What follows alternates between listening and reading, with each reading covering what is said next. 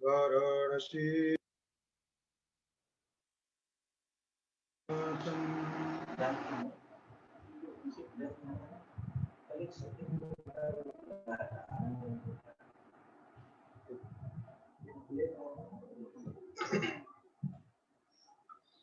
सर्वेषां अत्र स्वागतं वर्तते। तो कल हम लोगों ने विचार किया था तुल्यास्य प्रयत्नम सवर्णम सूत्र में।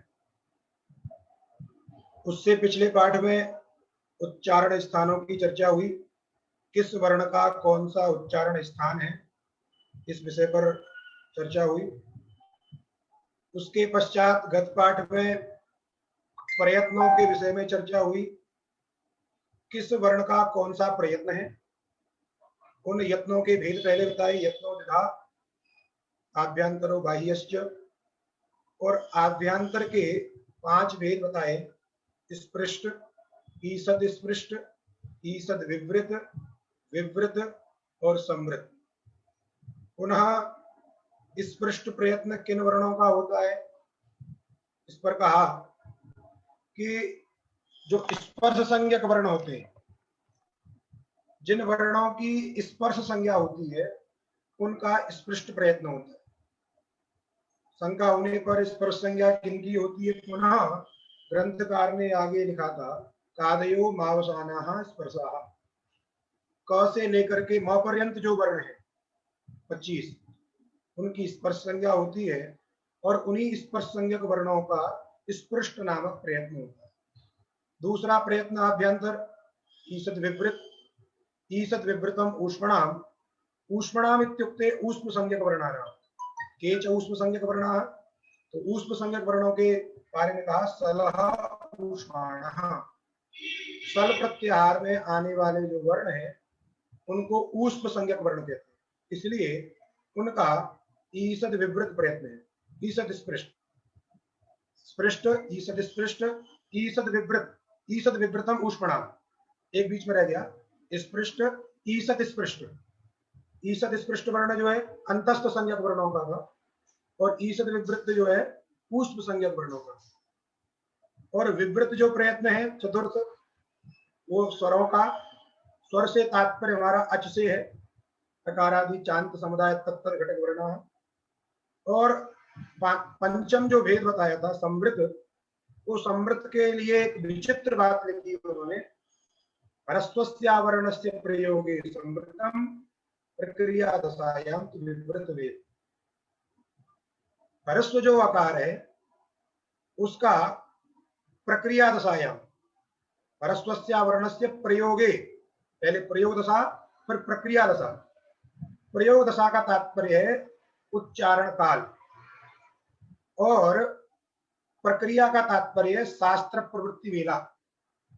जैसे आप शब्दों का उच्चारण करते हैं उस समय यदि ह्रस्व आकार का आप उच्चारण करेंगे, दृष्टांत दिया था दंड आढ़कम, इस रूप में यदि आप उच्चारण करते हैं तो दंड में डकारोत्तरवर्ती जो आकार है वह संवृत है, और जैसे ही उसमें अक सवर्ण दीर्घ की प्रवृत्ति कराएंगे तो वही डकारोत्तरवर्ती आकार विवृत हो जाएगा, क्योंकि सूत्र है अ।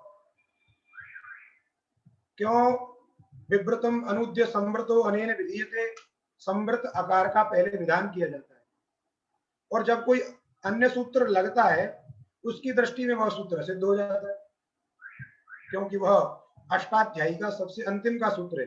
जब पूर्वत्रा सिद्ध हम पढ़ेंगे और विशेष चर्चा वहां पे हम कर लेंगे, इसीलिए वह विवृत दिखाई देता है।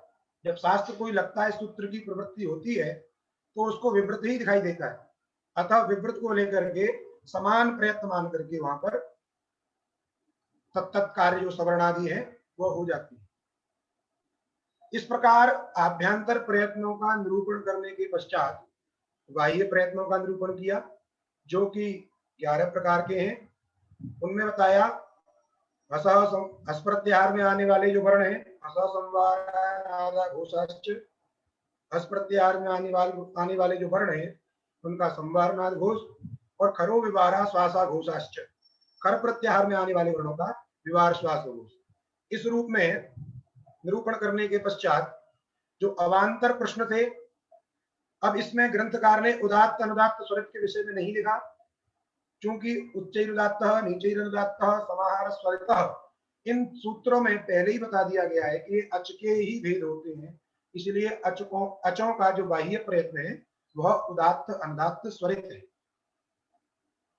पुनः कुछ वर्ण जो अप्रसिद्ध है, उपध्मानी किसे कहते हैं, जिह्वामूल्य किसे कहते हैं, प्रायः इन लोगों ने पहले संस्कृत में रुचि नहीं थी, उन्होंने ये नाम भी नहीं सुना होगा, तो वो भी एक उपध्मानी और जिह्वामूल्य वर्ण को बताया कि यदि अर्ध विसर्ग के समान कोई चिन्ह क और ख से पहले रहे तो उसका नाम जिह्वामूल्य होता है, और वही अर्ध विसर्ग के समान चिन्ह यदि प और फ से पहले रहे तो उसका नाम उपध्मानी होता है।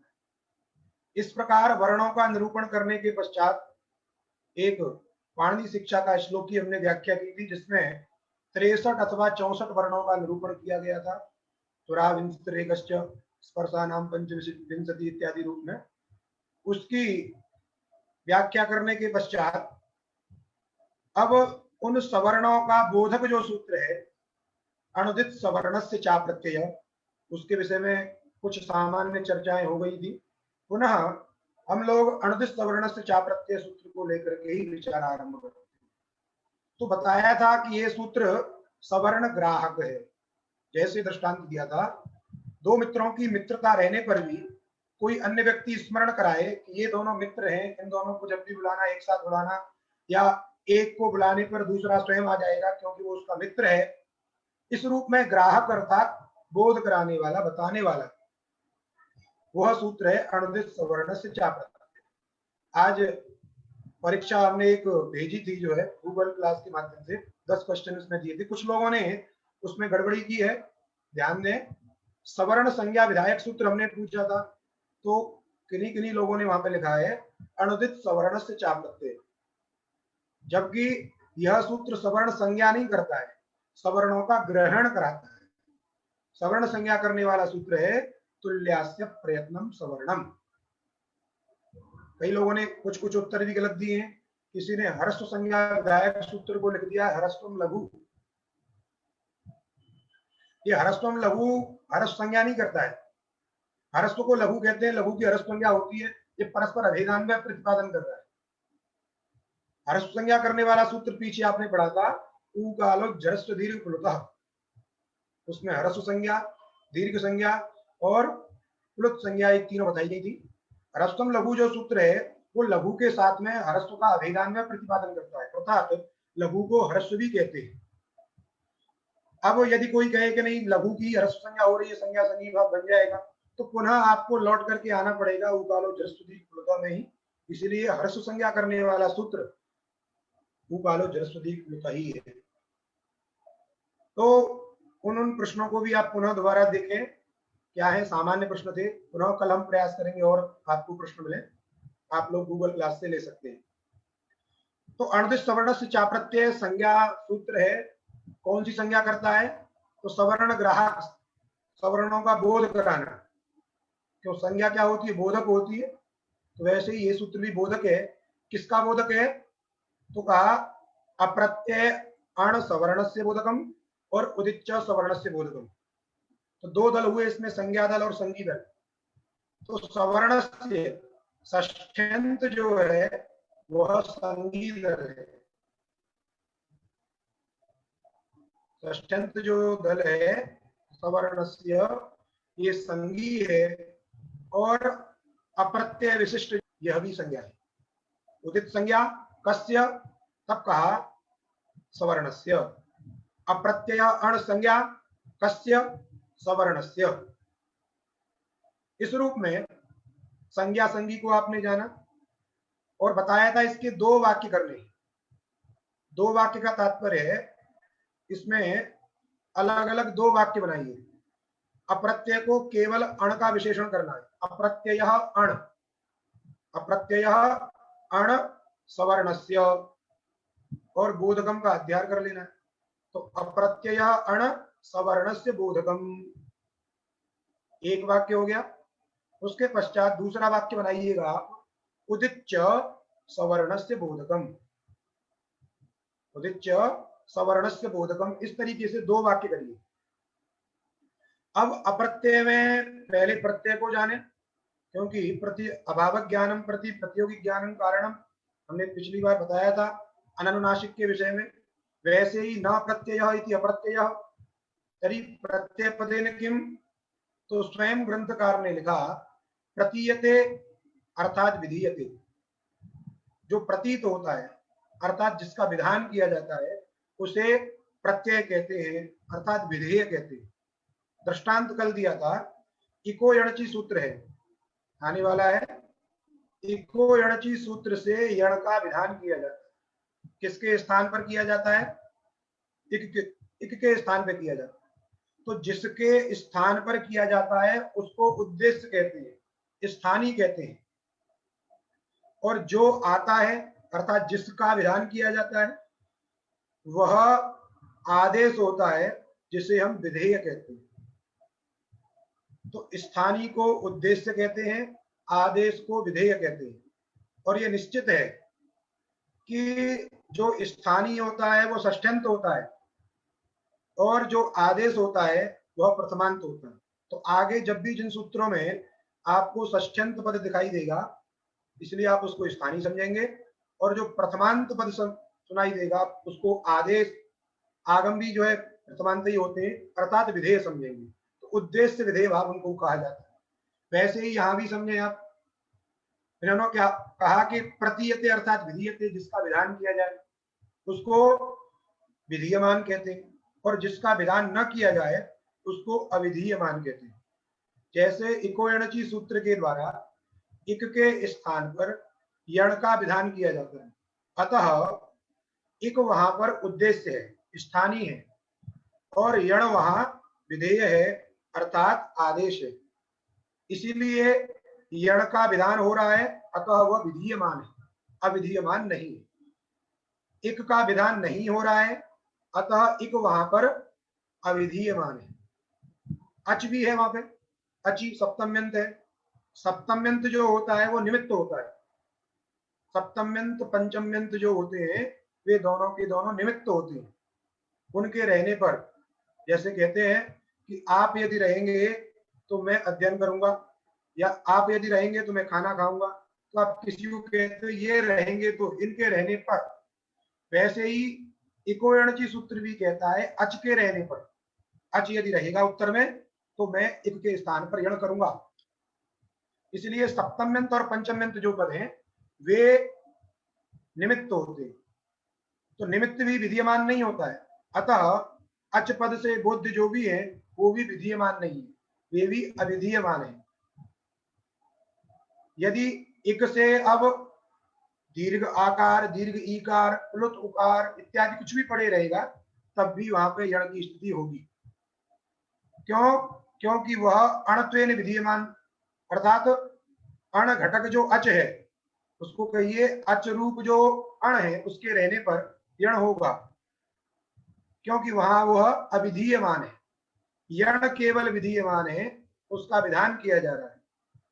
तो जिसका विधान किया जाता है उसे विधीयमान कहते हैं, और जिसका विधान नहीं किया जाता है उसे अविधीयमान कहते हैं। तो जो अण है यदि वह अविधीयमान है तो वह अपने सवर्णों का बोधक होता है, अर्थात अपने मित्रों को बुलाने वाला होता है, बताने वाला होता है। जैसे इक जो है अविधीयमान है और अण भी है। कल बताया था अण क्यों है, क्योंकि अण प्रत्याहार बड़ा है और उसके अंदर प्रविष्ट है आपका इक।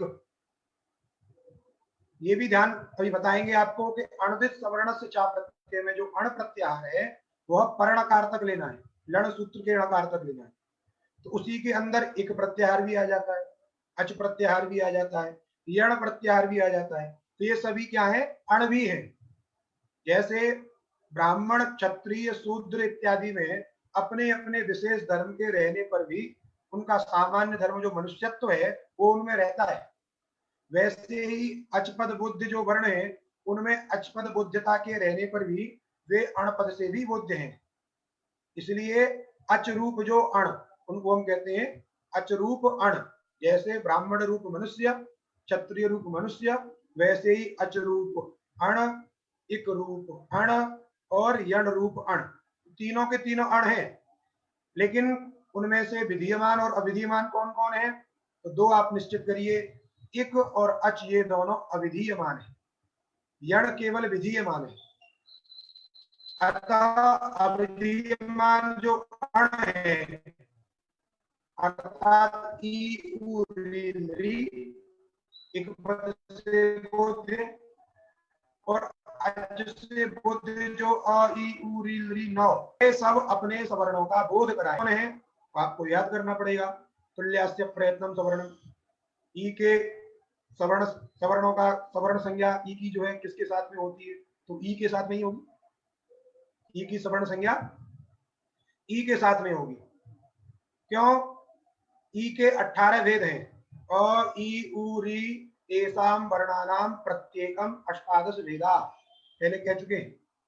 ई के 18 भेद हैं, अतः ई के जो 18 हैं वह ई पद से बोध्य होंगे। तो इकोयणची सूत्र में ई से 18, उसी प्रकार उ से भी 18, री से भी 18, ली से 12, इस प्रकार सबको मिलाकर के 66 वर्णों का बोध होता है वहां पर। इति इक पदेन 66 वर्णा गृह्यन्ते, 66 वर्ण आते हैं। वैसे ही अच पद से भी यहाँ बोध होगा, तो सबके जितने जितने सवर्णी है, अ के, ई के, उ के, उनके जितने जितने सवर्णी है उनका बोध होगा। 18 प्रकार का अ, 18 प्रकार की ई, 18 प्रकार का उ, 18 प्रकार का री, 12 प्रकार का ली और 12 के बाकी सब, उन सबको जितना हम जोड़ेंगे उतने का अच पद से बोध होगा। क्यों? क्योंकि वे सभी अण अर्थात इक रूप अण और अचरूप जो अण है वे दोनों अविधीयमान है, उनका विधान नहीं किया जा रहा है, वे विधेय नहीं है, किंतु यण का विधान किया जा रहा है, यण विधीयमान है। अतः यण रूप अण से उनके सवर्णी का बोध नहीं होगा, क्योंकि य व ल इनके भी दो भेद हैं। यह दो प्रकार का होता है, एक अनुनासिक एक अननुनासिक। वैसे ही वह भी दो प्रकार का है, अनुनासिक और अननुनासिक, और ल भी दो प्रकार का है, अनुनासिक और अननुनासिक। अभी आगे ग्रंथकार स्वयं लिखेंगे। तो विधीय प्रतीयते विधीयते इति प्रत्ययः और न प्रत्ययः इति अप्रत्ययः अर्थात अविधीयमान इति। इसलिए वृत्तिकार ने लिखा अविधीयमान अण, अविधीयमान अण सवर्णस्य बोधकम माने ग्राहकम, वो सवर्ण का ग्राहक है। अब देखिए एक और बात समझ लीजिए, अणदिश सवर्ण से चा प्रत्यय में कल भी बताया था 5 पद हैं और पांचों के पांचों अलग अलग हैं, समास समास कुछ नहीं है यहाँ पे। अण उदित सवर्ण से च अप्रत्यय, और चकार का इसको बोलते हैं चकार भिन्न क्रम। भिन्न क्रम का तात्पर्य है अन्यत्र पठितस्य अन्यत्र अन्वय, किसी शब्द को पढ़ा गया हो दूसरी जगह और अन्वय किसी दूसरे के साथ कर दिया जाए। जैसे सूत्र में च जो शब्द है वह पढ़ा गया है अप्रत्यय के साथ में, चा प्रत्यय, तो च का जो उच्चारण है वह अप्रत्यय शब्द के साथ में, किंतु जब अन्वय करते हैं हम वृत्ति लिखते हैं तो उसका अन्वय होता है उदित के साथ में, इसलिए लिखा उदित च। तो इस प्रकार कहीं भी शास्त्रों में आपको कोई शब्द पढ़ा कहीं दूसरी जगह गया हो और अन्वय उसका जो है कहीं दूसरी जगह होता है, उसी को बोलते हैं भिन्न क्रम, उसको बोलते हैं भिन्न क्रम। अब बार बार विधिमान बताया आपको, विधिमान का मतलब है जिसका विधान किया जाए किसी के स्थान पर। ऐसे समझिए जैसे आप जो है एक स्थान पर बैठे और आपको हटा के कोई दूसरा बैठा दिया जाए, कोई नेताजी आ जाए आपको कुर्सी से उठा करके उनको आपके स्थान पर बैठा दिया जाए, तो वो हो गए विधेय, आप हो गए उद्देश्य। उद्देश्य होता है वो निकल लेता है, अर्थात विधेय के आने पर उसकी निवृत्ति हो जाती है। वैसे ही इक के स्थान पर यण होता है, अर्थात इक की निवृत्ति हो जाती है और यण वहां पे दिखाई देने लगता है, वही होता है विधीयमान। कोई पूछ रहा है हकार के सवर्णी कौन है, तो आप लोग सूत्र पढ़े ही हैं, तुल्यास्य प्रयत्नम। यदि हकार के साथ में ऐसा कोई मिलता है तो सवर्णी होंगे, यदि नहीं मिलता है तो नहीं होंगे। वस्तुतः हकार के सवर्णी नहीं होते, केवल यह वाला ही दो प्रकार के हैं, आ का कोई सवर्ण नहीं। रेफोष्मणाम सवर्णा न भवंती, पाणिनि शिक्षा में कहीं लिखा है, और कई जगह व्याकरण के ग्रंथों में भी लिखा रहता है। तो हम चर्चा कर रहे थे चकार जो भिन्न क्रम है, अर्थात अन्यत्र पठितस्य अन्यत्रान्वय, पढ़ा गया था अप्रत्यय के साथ में च, अन्वय किया हमने उदित के साथ में, अर्थात अप्रत्यय अण सवर्णस्य संज्ञा इति एकम वाक्यम। पुनः उदित च सवर्णस्य संज्ञा, उदित भी सवर्ण का बोधक होता है। उदित का तात्पर्य उत इत यस्य, उत माने उकारः, उत इत माने इत संज्ञकः, यस्य माने समुदायस्य, यस्य वर्णस्य वा। अब चूंकि वो एक समुदाय का बोधक है कु, इसलिए वो समुदाय परक मानिए उसको, माने उसी समुदाय में संज्ञा होती है, इसलिए उकार इत यस्य समुदायस्य, कुइति समुदायस्य, उसको बोलेंगे उदित समुदाय। वह उदित होता है, वह भी सवर्ण का ग्राहक होता है। अब पूछा जाएगा कि ये उदित कौन होते हैं, तो ग्रंथकार ने लिखा कु चू टू तू पू एते उदिता। अब कोई सूत्र नहीं है कि ये उदित क्यों है, कु चू टू तू पू ही क्यों है, ये कोई सूत्र नहीं है, क्योंकि हमने बताया था आपको ये वर्ण अनादि है, इसी रूप में प्रयुक्त हैं। अन्य अन्य व्याकरणों भी इसी रूप में कु चू टू तू पू थे वर्ग के रूप में, और वे अपने सवर्ण के बोधक थे। मान लीजिए 25 वर्ण होते हैं स्पर्श संज्ञक की, आपने जाना ही था, क ख ग घ इत्यादि, च छ ज झ इत्यादि रूप में। अब ये जो व्याकरण पाणिनि जी ने बनाई, ये लघुता के लिए बनाई, कम बोल करके ज्यादा का बोध करा देना, थोड़ा उच्चारण करने पर बोध ज्यादा का करना। पहले कु चू टू तू फू था तो अच्छी बात है, नहीं था तो पाणिनि जी ने बनाया, इसमें लाघव हुआ। क्या लाघव हुआ? जैसे आपको सूत्र बनाना पड़ा कुहोश्चू, सूत्र बनाया आपने कुहोश्चू, चवर के स्थान पर कवर्ग आदेश होता है, तो कवर के स्थान पर चवर्ग आदेश होता है, कवर्ग हकारे उस चवर्ग आदेश। अब यदि कु चू और ये इत्यादि उदित न होते तो सूत्र क्या बनाना पड़ता, अन्य रूप में बनाना पड़ता, वहां पांचों वर्णों का पाठ करना पड़ता, क ख ग घ ङ, इनके स्थान पर ऐसा कहना पड़ता, इत्येतेषां स्थाने पुनः च छ ज झ य इति आदेशा भवन्ति अकारस्य च स्थाने। तो सूत्र इतना बड़ा हो जाता, जब कह दिया कु और चू, तो कु से 5 का बोध हो गया और चू से भी 5 का बोध हो गया, तो ये लाघव हो गया। इसलिए लघ्वर्थम अध्ययम व्याकरणम, जब भाष्यकार ने व्याकरण का प्रयोजन बताया, किमर्थम अध्ययम व्याकरणम, तो सबसे पहला जो प्रयोजन था वो लघु ही है, लघ्वर्थम अध्ययम व्याकरणम, लघुनोपाय, लघु उपाय यही है, प्रत्याहार सिद्धि, ये उदित कर दिया, इस रूप में कहीं गण पाठ कर दिया है। यदि गण पाठ नहीं करते, जैसे कह दिया जाता है आकृति गण में कहीं लिखा रहता है, कहीं जैसे रसादिभ्यश्च सूत्र है पाणिनि जी का, रसादिभ्यश्च रसादि गण है। अब रसादि गण में पठित शब्दों से तत्त प्रत्यय होते। अब यदि गण पाठ न करते तो पूरे सूत्र में उन सभी शब्दों को पढ़ना पड़ता। शिवादिभ्यो अण, शिवादि गण में पठित शब्दों से अण प्रत्यय होता है, तो शिवादि गण में तमाम शब्द हैं, उन सभी शब्दों को उस सूत्र में पढ़ना पड़ता। इसीलिए पाणिनि जी ने गण पाठ किया, उससे लाघव हुआ, एक शब्द रख दिया रसादि शिवादि, ऐसे ही सर्वादीनी सर्वनामानी, सर्वादि गण अभी आगे आएगा, आपको जल्दी से आएगा, तो सर्वादि गण है, सर्वादि में अनेक शब्द हैं, लेकिन एक शब्द का नाम लेकर के आदि लगा दिया का सर्वादि, तो ये लाघव है। अन्यथा सभी के सभी जो पंचत्रिंशत शब्द थे उनका पाठ करना पड़ता, सर्व विश्व उभय इत्यादि, तो सूत्रों में लाघव हुआ, अल्पाक्षर, नहीं तो पूरे के पूरे शब्द पढ़ते हम, प्रत्याहार घटित सूत्र न बनाते, इको एणची में एक प्रत्याहार की सिद्धि न होती, एक प्रत्याहार न होता तो हमको ई उ रील री ये चारों के चारों वर्ण पढ़ने पड़ते। अच के स्थान पर अ ई उ रील री ये 9 वर्ण पढ़ने पड़ते। यण के स्थान पर 4 वर्ण पढ़ने होते। इस प्रकार वो सूत्र का लंबायमान सूत्र हो जाता, आकार बहुत बड़ा हो जाता। अतः इस प्रकार से इस व्याकरण का निर्माण हुआ है जिसमें लघुता रही, लाघव रही।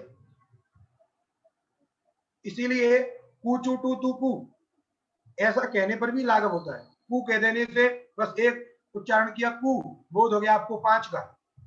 कू माने 5, चू माने 5, टू माने 5, इसलिए ये लाघव है कू चू टू तू कू कहने में। इसीलिए ये उदित हैं, क्योंकि इनमें कोई लिख रहे हैं अर्धमात्रा लाघवे न पुत्रोत्व मन्यन्ते वैयाकरण न केवलम वैयाकरण। यदि वैयाकरणों ने तो आपको बनाने के लिए दे दिया ऐसे करिए, ये सभी को मानना पड़ेगा।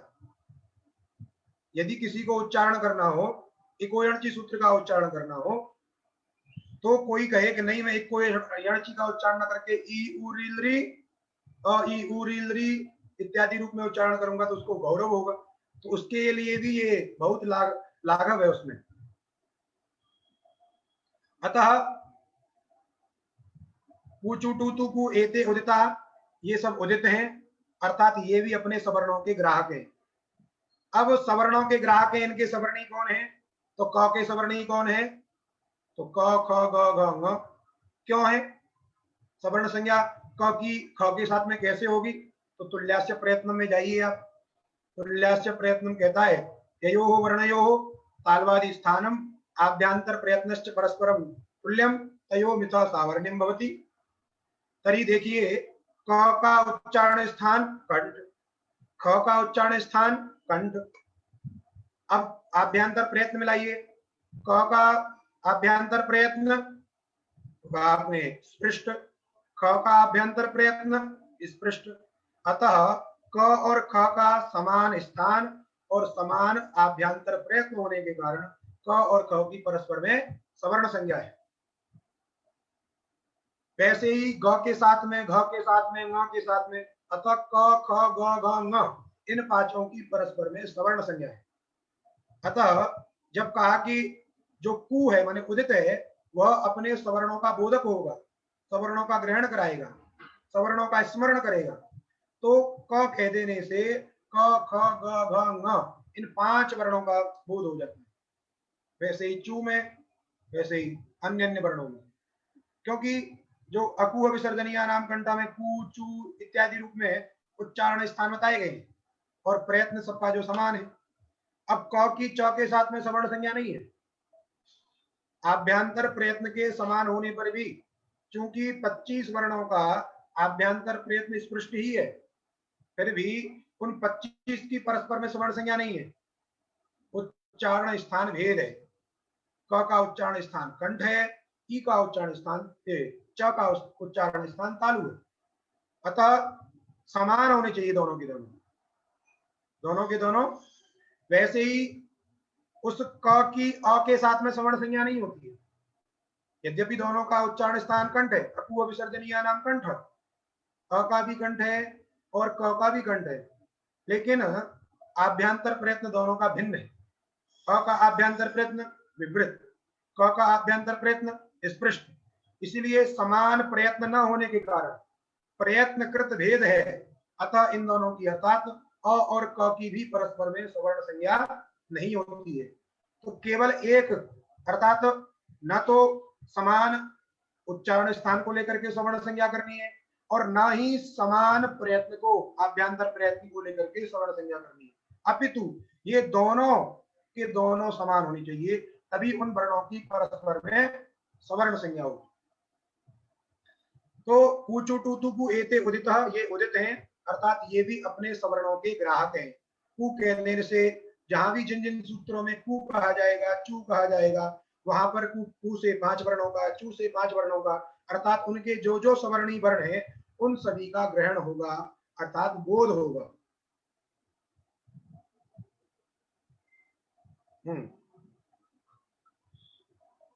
कोई लिख रहे हैं उदित में हमने बोला था उत इत यस्य, तो उत में जो तपरकरण है उसका तपरकरण, जब तपरस तत्काल से आप सूत्र पढ़ेंगे तब बताएंगे। वो तपरकरण का तात्पर्य है ह्रस्व उकार। जब किसी अच वर्ण के बाद त लगा दिया जाता है तो जितने मात्रा में वह अच उच्चरित होता है उतने मात्रा का ही वो बोधक होता है। जैसे ऊ के पश्चात हमने त लगा दिया तो ऊ यहाँ पे एक मात्रिक उच्चरित है, अतः यह ऊ एक मात्र का ही बोध कराएगा। जैसे रित, रित में हमने लगा दिया, तपरकरण कर दिया, तो री भी जितना उच्चरित है ह्रस्व एक मात्रिक, तो एक मात्रिक का ही बोधक है, दीर्घ का बोधक नहीं। इसलिए उत कह रहे हैं। यदि केवल कहते उकारः उकारः इति यस्य, यदि केवल कहते उकारः इति यस्य, तो यदि कहीं किसी सूत्र में दीर्घ ऊ होता, ऊ दीर्घ उच्चारण ऊ में ऊ का होता, तो यदि वहां भी ऊ की संज्ञा हो जाती तो वो भी उदित हो जाता आपके अनुसार। अतः वहां दीर्घ उकार की संज्ञा करके उसको उदित मान करके सवर्ण का बोध न हो, केवल ह्रस्व उकार है इत संज्ञक जिसमें, उत माने ह्रस्व उकार, ह्रस्व उकार है इत संज्ञक जिसमें, उसी को उदित शब्द से कहा जाएगा। तो दीर्घ उकार के ककार आदि वर्णों में इत संज्ञक रहने पर भी वे अपने सवर्णों के बोधक नहीं होंगे, अर्थात उनका उदित पद से बोध नहीं होगा, वे उदित नहीं कहेंगे, कहे जाएंगे, वो उदित हो जाएंगे। जैसे कुछ धातुएं होती हैं उदित,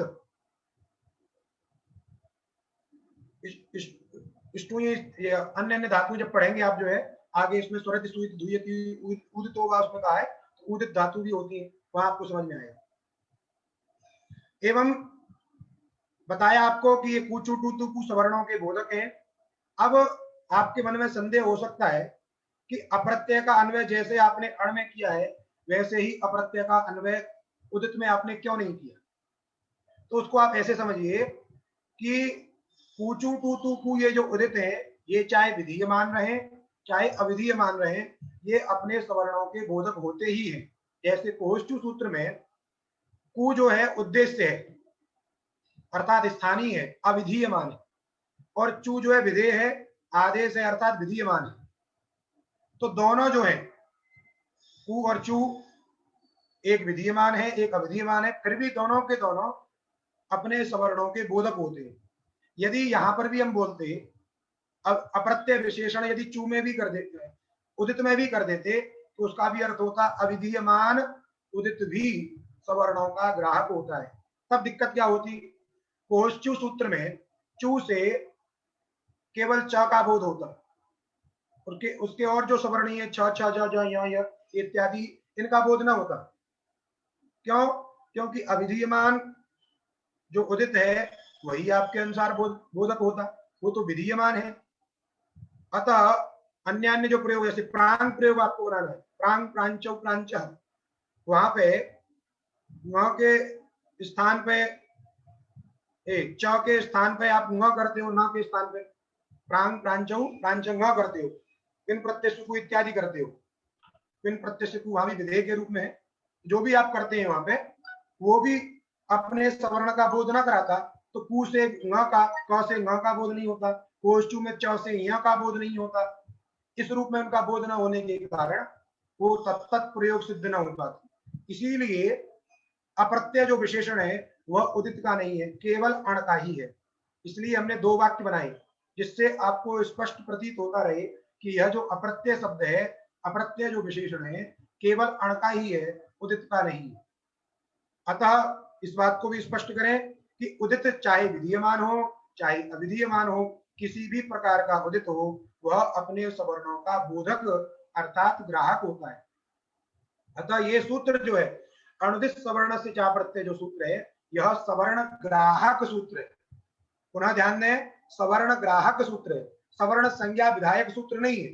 सवर्ण संज्ञा विधायक आपका सूत्र है तुल्यास्य प्रयत्नम सवर्णम। दोनों सूत्रों में अंतर है, एक सवर्ण संज्ञा करता है, एक सवर्णों का बोध कराता है, सवर्णों का ग्रहण कराता है, इसलिए इसको ग्राहक सूत्र बोलते हैं। इसलिए शास्त्रों में आपको अन्य अन्य ग्रंथ आप पढ़ेंगे तो इति ग्राहक सूत्र बलेन लिखा रहता है, इति ग्राहक सूत्र बलेन अर्थात अनुदित सवर्ण से सूत्र बलेन तात्पर्य। इसलिए लिख दिया कु चु टू तू कु एते उदितः। अब इसका निचोड़ क्या निकला? सवर्ण संज्ञा और सवर्ण का ग्राहक होने का तात्पर्य क्या हुआ? तो उसको कह रहा है तदेवं, तत्एवं, तत् माने पूर्वोक्तम यत् तुल्यास्य प्रयत्नमिति सूत्रादारभ्य अनुदित सब सूत्रम यावत् यत् यत् प्रतिपादितम तत्एवं, अर्थात तस्य निष्कर्ष इदम अयम वर्तते। उसका निष्कर्ष क्या है? वो ये है अ इति अष्टादशानाम संज्ञा, अर्थात अ 18 प्रकार की 18 प्रकार के प्रकारों का बोधक है। संज्ञा माने बोधक, अ अष्टादशानाम संज्ञा माने बोधकम। पीछे जो उसमें लिखा अ के 18 भेद होते हैं, अ ई उ री एसाम वर्णानाम प्रत्येकम अष्टादश भेदा, वहां पे कहा था भेद होते हैं, आकार के 18 भेद होते हैं, एक वाक्य। और ये दूसरा वाक्य है अ 18 का बोधक है, 18 की संज्ञा है। एक जगह भेद बताए थे 18, अब कहा कि ये अ है, ये 18 का बोध कराएगा। तो केवल अ उच्चारण करने से आपको 18 का बोध होगा, 18 का ज्ञान होगा। उसी प्रकार ई उ इत्यादि भी, ये भी 18 प्रकार के तत्त वर्ण बोधक है, संज्ञा है। इसलिए कहा अ इति अष्टादशानाम वर्णानाम संज्ञा माने बोधकम, अ इत्यष्टादशानाम संज्ञा। तथा इकारोकारौ, उसी प्रकार इकार और उकार भी अष्टादशानाम संज्ञा। जैसे अकार अष्टादश की संज्ञा है, वैसे ही इकार भी अष्टादश की संज्ञा है, वैसे ही उकार भी अष्टादश की संज्ञा है। आगे कहा ऋकारस त्रिंशत, त्रिंशता, री जो है 30 की संज्ञा है। क्यों? वहां तो कहा था री के 18 भेद होते हैं, लेकिन आपने वार्तिक पढ़ा था रिल रिवर्णयोर्मिथ सावर्ण्यम वाच्यम, री और री की परस्पर में सवर्ण संज्ञा कहनी चाहिए, अर्थात ये दोनों परस्पर में सवर्ण है। अब आपने सूत्र पढ़ ही लिया कि जो अभिधीयमान अण होता है वह सवर्ण का ग्राहक होता है। अभिधीयमान यदि री रहेगा, अण माने री, तो वह भी अपने सवर्णों का बोधक होगा, अर्थात री कहने से लरी का भी बोध होगा। तो री के 18 भेद हो गए और उसका जो सवर्णी लरी है उसके 12 भेद हो गए, 18 12 मिलाकर के 30 भेद हो गए। तो री के भी 30 भेद होंगे और लरी के भी 30 भेद होंगे। इसलिए कह रहे हैं ऋकारस त्रिंशतः एवं लृकारोपि। अरे जैसे री की लरी के साथ में सवर्ण संज्ञा है, तो लरी की री के साथ में भी तो कहेंगे। आप यदि किसी के मित्र हैं तो वो भी तो आपका मित्र है, इसलिए री कहने से जैसे लरी का बोध होगा, वैसे ही लरी कहने से री का भी बोध होगा। अतः यथा ऋकारस्त्रिंशतः तथैव लृकारोपि। इसलिए ग्रंथकार ने स्पष्ट कर दिया जिस प्रकार री के 30 भेद हैं, वैसे ही लरी के भी 30 भेद हैं, अर्थात री 30 वर्णों की संज्ञा है, बोधक है, वैसे ही लरी भी 30 वर्णों की संज्ञा है, अर्थात बोधक है। एवं लृकारोपि एचो द्वादशानाम, एच प्रत्याहार बोध्य वर्णा, ए ओ आई औ, ये 12 की संज्ञा है। जैसे ए जो है 12 की संज्ञा है, आई जो है 12 की संज्ञा है, ओ 12 की संज्ञा है, और औ भी 12 वर्णों की संज्ञा है। क्योंकि 12 भेद होते हैं तो अपने सवर्णों का ग्रहण हो जाएगा। तो ए कहने से 12 का बोध होगा, ओ कहने से 12 का बोध होगा, आई कहने से 12 का बोध होगा, औ कहने से 12 का बोध होगा। एचो द्वादशानाम, द्वादशानाम वर्णानाम संज्ञा, एच माने एच प्रत्याहार बुद्धि वर्णा। पुनः कह रहे हैं अनुनासिक अननुनासिक भेदेन य व ला द्विधा। अनुनासिक और अननुनासिक भेद से य व ल 2 प्रकार के होते हैं, अर्थात य एक अनुनासिक है, एक अननुनासिक है। वैसे ही व और ल भी अनुनासिक और अननुनासिक होते हैं। अब क्यों होते हैं? क्योंकि एक य का मुख सहित नासिका के साथ उच्चारण होता है, एक का केवल सामान्य होता है। आप य भी बोलते हो और य भी बोलते हो, वह भी बोलते हो, वह भी बोलते हो, इसलिए एक अनुनासिक है और एक अननुनासिक है। ये वर्ण पहले से प्रयुक्त हैं। अब आप ये नहीं कहोगे कि मैं ह को अनुनासिक बोल दूंगा, मेरी इच्छा है, तो आपकी इच्छा से नहीं चलेगा। आपके बोलने से काम नहीं होगा। जो वर्ण पहले से प्रचलित हैं, जो सिद्ध हैं, उन्हीं को समझना है, क्योंकि ये सिद्धांत है। सिद्धांत में आपकी मर्जी नहीं चलती है। आप हेलीकॉप्टर बनाते हैं, आप पंखा बनाते हैं, वो सिद्धांत नहीं है, उनमें आप चेंजेस करते रहते हैं। आपने एक पंखा में 3 पंखड़ी लगाई, किसी में 4 लगा दी, किसी में 1 ही लगा दी। हेलीकॉप्टर में आपने पहले डिजाइन दूसरी थी, फिर डिजाइन दूसरी कर दी। यहाँ ऐसी डिजाइन बदलती नहीं है, एक बार जो कह दिया अखंड वही रहता है। इक के स्थान पर यण होता है तो यण ही होता है, वृद्धि नहीं हो जाएगी। इसलिए वो सिद्धांत है, बदलते नहीं है। इसलिए यह वाला 2 प्रकार के हैं। क्यों 2 प्रकार के हैं? तो कहा अनुनासिक और अननुनासिक भेद से। ये पहले से इस प्रकार के प्रयोग होते हैं, सिद्ध शब्द हैं। शब्दों का उच्चारण आज से नहीं हो रहा है, कब से शब्द वाक्य चल रहा है, कब से चल रहा, अनादि है। जब वेद ही अनादि है तो वेद में तमाम शब्दों का प्रयोग है, शब्द राशि ही है। इसलिए वहां पर इस प्रकार का यह मिलता है, एक अनुनासिक यह मिलता है, एक अननुनासिक यह मिलता है। अतः यह वाला ये 2 प्रकार के। तेन, तेन माने अनुनासिक अननुनासिक भेदेन।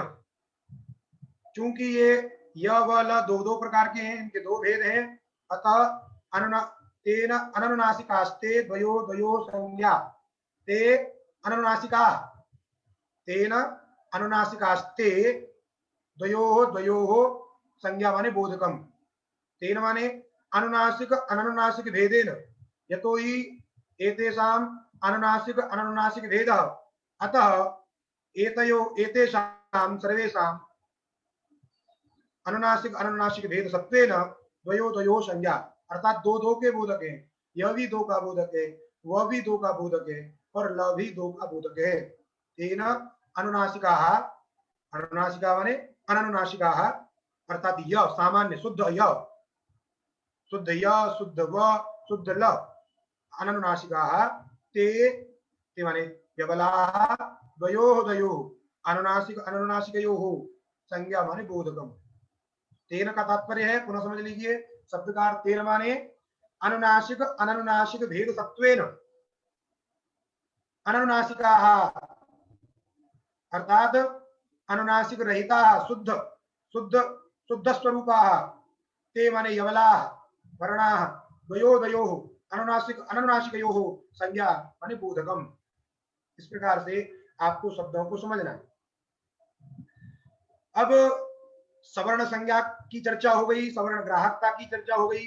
पुनः एक जो संधि कार्योपयोगी है अत्यंत, चूंकि इसके बाद में संधि कार्यों को बताना है, अतः संधि कार्योपयोगी जो सूत्र हैं उनको भी इसी प्रकरण में बता रहे हैं, क्योंकि वह भी एक संज्ञा है। तो संज्ञा प्रकरण में संज्ञा को बताना आवश्यक है, इसलिए कह रहे हैं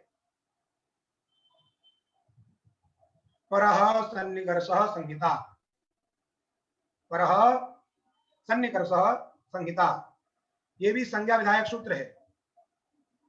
क्या संज्ञा करता है? तो कहा संहिता संज्ञा करता है। किसकी करता है? तो परः सन्निकर्षः की संहिता संज्ञा करता है, परः सन्निकर्ष।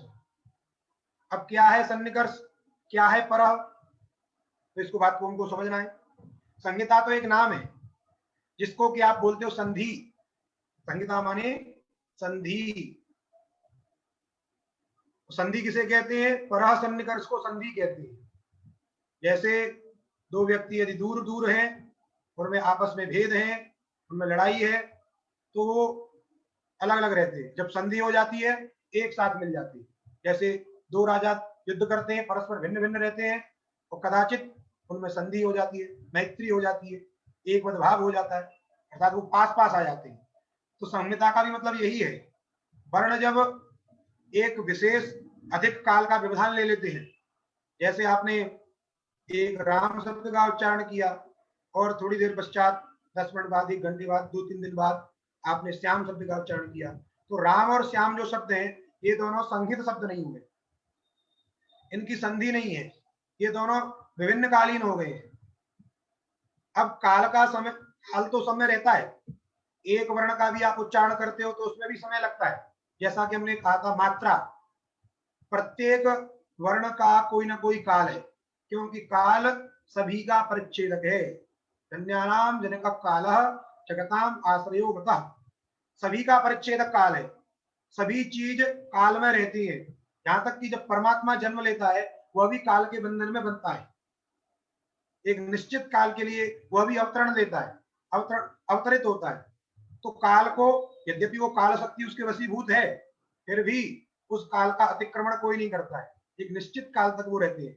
वैसे ही जितनी भी चीजें किसी न किसी काल में, तो वर्ण भी किसी न किसी काल में। अ का उच्चारण कर रहे हैं तो वो भी किसी न किसी काल में, उसमें समय लगता है थोड़ा सा। तो हमने बताया था मात्रा पद से उसका दृष्टांत बताया था। या तो आपका जो पलक गिरता है, निमेष पतन जो है, उसको मात्रा शब्द से कहा जाता है। अथवा हमने बताया था अंगुष्ठ और अनामिका के मध्य में एक नाड़ी जो गतिमान रहती है, तो एक बार जब चक चक करती है, धड़कती है, गति करती है, वह समय मात्रा पद से विवक्षित होता है। अर्थात उतना समय हमको लगता ही लगता है एक वर्ण का उच्चारण करने में। मात्रा पद से तात्पर्य हुआ। अब यहाँ पे हमको कैसा लेना है? वर्णानाम अत्यंत सन्निधि, वर्णानाम अत्यंत सन्निधि। तो देखिए, मात्रा तो हुई जिसको हम एक मात्रा कहते हैं। एक मात्रा माने एक बार ये धड़का, ये नाड़ी धड़की, तो इसको बोला हमने एक मात्रा। अब एक मात्रा यदि ले लोगे तो वो संहिता नहीं है। हमको क्या चाहिए?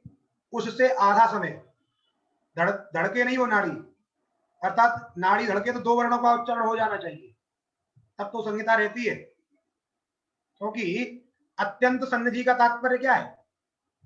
सन्निधि तो रहती है, ये भी सन्निधि है, ये भी सन्निधि है, ये भी सन्निधि है, और ये भी सन्निधि, और ये भी सन्निधि, सभी सन्निधि है। शहर से कितनी दूर है? बोले पास में ही है। भले वो 10 किलोमीटर है, बोले पास में ही है। और जिसका 50 किलोमीटर होता है वो तो पास में ही है। क्योंकि वो जो संहिता है, जो सन्निधि है, वो आपकी बुद्धि के अनुसार है।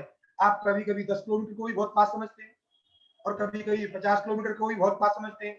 और कुछ लोग ऐसे होते हैं जो 1 किलोमीटर, अरे बहुत दूर है, 1 किलोमीटर को भी बहुत दूर समझते हैं। पैदल कैसे जाएंगे? गाड़ी चाहिए।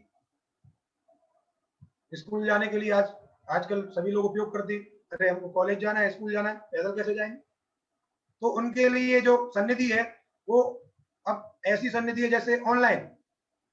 अब उनके पास में कंप्यूटर, लैपटॉप, मोबाइल कुछ रखा है, चालू किया, सन्निधि है उनकी, बस यही है। अगर वो लैपटॉप दूसरे कमरे में हो तो सन्निधि शायद खत्म हो सकती है। ऐसे भी कुछ लोग होंगे। तो सन्निधि आपकी विवक्षाधीन है। वैसे ही जो वर्णों की सन्निधि है, वर्णों की जो संहिता है, वो कितनी चाहिए? तो संहिता तो सभी है, तो उसका कहा अत्यंत सन्निधि। तो बोले अत्यंत सन्निधि माने क्या समझे हम? तो कहा अर्धमात्रा काल व्यवाय शून्यत्व। थोड़ा सुनिए, अर्धमात्रा काल व्यवाय शून्यत्व।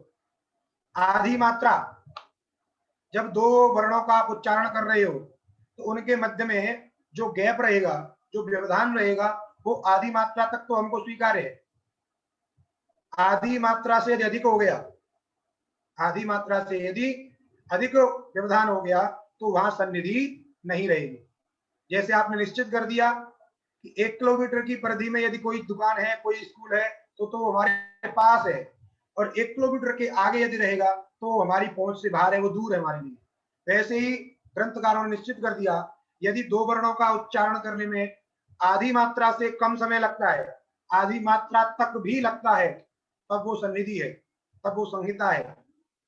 यदि उससे अधिक हो गया तो वहां पे सन्निधि नहीं है, अर्थात संहिता नहीं है। इस प्रकार वर्णानाम अतिशयित सन्निधि, वर्णों की जो अत्यंत सामीप्यता है, अत्यंत सन्निधि है, इसी को अतिशयत्व, जो वर्णगत जो अत्यंत संहिता है, अतिशयत्व है, उसका मतलब है अर्धमात्रा काल व्यवाय शून्यत्व। आधी मात्रा रूपी जो काल है, उस काल का अभाव होना, काल के व्यवधान का अभाव। अर्धमात्रा काल व्यवाय शून्य, व्यवाय माने व्यवधान, आधी मात्रा से अधिक काल का व्यवधान नहीं होना चाहिए। यदि आपने आधी मात्रा से अधिक किया तो वह आपकी सवर्ण के संहिता संज्ञा नहीं होगी। अब आप पूछोगे वर्णानाम कहां से आ गया? तो संहिता संज्ञा करनी किसकी है? मनुष्यों की तो करनी नहीं, क्योंकि व्याकरण में मनुष्यों से क्या लेना देना। या ये शब्द शास्त्र है, ये व्याकरण क्या है? शब्द शास्त्र। अथ शब्दानुशासनम, भाष्यकार ने पहले लगा अथ शब्दानुशासनम, शब्दानाम अनुशासनम। तो यहाँ पे शब्द की ही चर्चा होगी, शब्द की ही चर्चा होगी। और शब्द जो है वर्ण घटित है, या एक एक वर्ण को भी शब्द पद से कहा जाता है। जैसे आप बोलते हो राम, ये अकारांत शब्द है, वैसे यदि बोलोगे अशब्द, अशब्द के रूप चलाइए, तो अ भी क्या है? शब्द है। तो शब्द से तात्पर्य क्या है? जो अर्थ का बोध कराए वही शब्द है। इसलिए जो शब्द ब्रह्म है, क्या शब्द ब्रह्म, तो जिससे भी आपको बोध होता है वो सब शब्द है। उसके भेद कितने हैं वो अलग चीज है, वो स्फोटाक के रूप है, स्फोट है, अनादितरम ब्रह्म इत्यादि रूप। इसलिए यहाँ पे कह रहे हैं वर्णानाम अत्यंत सन्निधि, वर्णानाम अतिशयित सन्निधि, सन्निधि संहिता संज्ञा से। वर्णों की जो अत्यंत सामीप्यता है, अत्यंत समीपता है, वर्णों का जो अत्यंत सामीप्य है, वह संहिता पद से वाच्य है, संहिता पद का अर्थ है। इसलिए संहिता इसमें संज्ञा है। और परह सन्निकर्ष, परह सन्निकर्ष, ये हुआ आपका संगी हुआ। अब सन्निकर्ष का मतलब सन्निधि है, और परह माने अत्यंत। परह शब्द जो है उसमें विशेषण के रूप में लीजिए आप, जो है उसका जो है अत्यंत दीजिए। हाँ, कह रहे अर्धमात्रा, हमने बताया आपको अर्धमात्रा का तात्पर्य है, जैसे आप ह या व ऐसे बोलते हो, आप जो व्यंजन का उच्चारण करते हो उसमें जितना समय लगता है उसको अर्धमात्रा काल कहते हैं, क्योंकि व्यंजन चार अर्धमात्रिकम। जैसे सुधी उपास से आपने बोला, तो सुधी के ईकार को उच्चारण करने में तो द्विमात्रिक समय लगा, सुधी। अब उसके बीच में ये धी हो गया, धी माने ई हो गया, और ये उपास्य है, ऊ के उच्चारण करने में एक मात्र समय लगेगा। लेकिन इसके मध्य में जो गैप होगा, इसका उच्चारण करने में तो द्विमात्रिक समय लगेगा ई का, और ऊ का भी उच्चारण करने में एक मात्रिक समय लगेगा। लेकिन इन दोनों के मध्य में कोई व्यवधान नहीं होना चाहिए। आपने कहा ई और 1 घंटे तक सो गए, और उसके बाद जगे उपास्य, तो ये जो व्यवधान हुआ ये अर्धमात्रा से अधिक व्यवधान हो गया। हर्ष संज्ञा विधायक सूत्र जो संज्ञा प्रकरण में मिलेगा आपको, उकालो जस्व दीर्घ उलतः, अभी बताया था। अतः वर्णों की जो अत्यंत सन्निधि है, अत्यंत जो सामीप्य है, वही संहिता पद से वाच्य है। इसलिए वर्णानाम अतिशयित सन्निधि संहिता संज्ञा। पुनः आगे एक सूत्र और आ रहा है संयोग संज्ञा करने वाला। सूत्र का स्वरूप है हलो अनंतरा संयोग, ये भी संज्ञा सूत्र है। इसके द्वारा संयोग संज्ञा की जाती है। ये संयोग संज्ञा करता है, किसकी करता है? अनंतरा हलह की। अनंतरा माने अव्यवहिता, अंतरम व्यवधानम, अनंतरम अव्यवधानम। अंतर शब्द का अर्थ होता है व्यवधान, और न अंतरम माने अव्यवधानम, अनंतर शब्द का अर्थ हो गया अव्यवधान, अर्थात व्यवधान रहित। व्यवधान रहित जो हल पद बोध्य वर्ण है, अकार आदि लांत समुदाय तत्त घटक वर्ण, वे सब उन वर्णों की परस्पर में क्या होगी? संयोग संज्ञा होगी।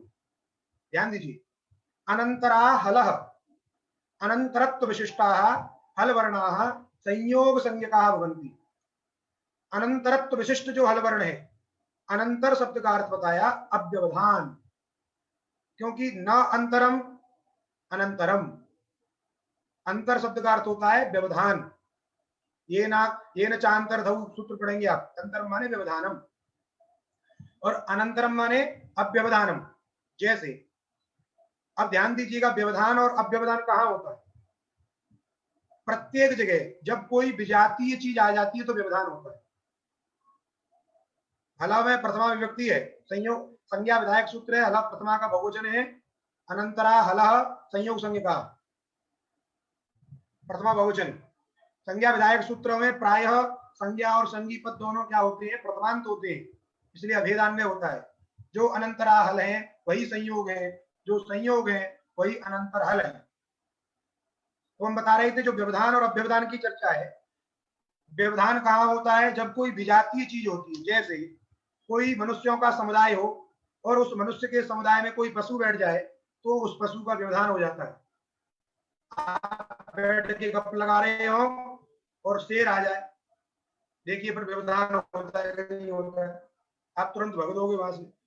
इसलिए ये हो गया व्यवधान।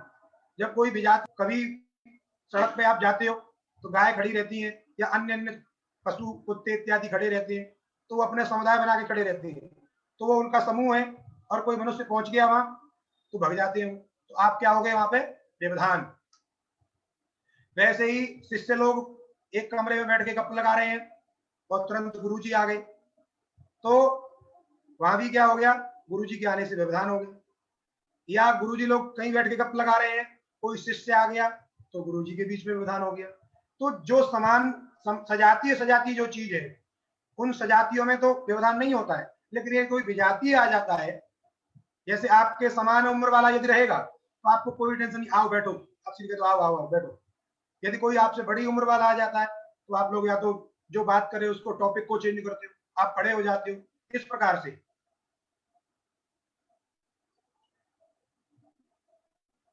कोई पूछ रहा है प्रथमा में तो हला बनता है, यहाँ पे भी हला ही है। अभी आप जब विसर्ग संधि पढ़ोगे तो उसमें रुत्व उत्व, उसके बाद में एंग पदांतरति सब आएगा, ये भी हलह अनंतरा ऐसा है, अभी आपके सामने आएगा वो। इसीलिए सजातियों में जो व्यवधान होता है वो विजातीय से होता है। तो वैसे ही हमने कहा कि यहाँ कह रहे अनंतर हल अर्थात अव्यवधान हल, तो हलों में व्यवधान किससे होगा, तो कहा अचों से व्यवधान होगा। अचों में व्यवधान किससे होगा, हलों से होगा।